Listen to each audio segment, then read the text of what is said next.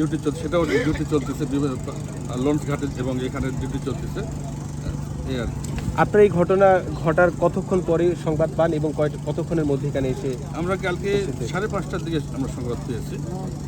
কয়টা এখানে এসে উপস্থিত হয়েছে? আমরা আধা ঘন্টার মধ্যে সব চলে এসেছি, যেহেতু রাজবাড়ি থেকে আমরা আসছি, রাজবাড়ি থেকে ফরিদপুর থেকে এবং ঢাকা থেকে এবং আরিচা থেকে আসতে হয়েছে। যেহেতু আরিচা থেকে ওই পার থেকে আসতে গেলে আপনাদের লঞ্চে আসতে হয়, তো তারপরে আমরা স্পিড বোটে আমরা দ্রুত চলে এসেছি। তো মোটামুটি 25-30 মিনিটের মধ্যে চলে আসছি।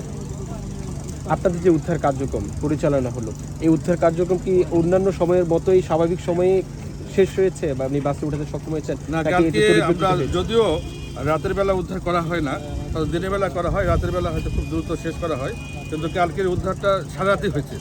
ধরা যায় সারা রাত, আমরা সারা রাত কালকে থেকে মানে দুর্ঘটনা ঘটার পর থেকেই সকাল 5টা 4টা 4:30 5টা পর্যন্ত আমরা কাজ করেছি।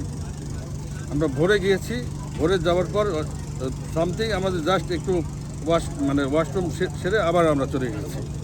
আপনাদের বিশেষ কোনো নির্দেশনা আছে কিনা? না, আমরা যতক্ষণ পর্যন্ত এটা সব কিছু পাওয়া না যাবে ততক্ষণ পর্যন্ত আমরা কাজ করতে থাকবো এই আর কি।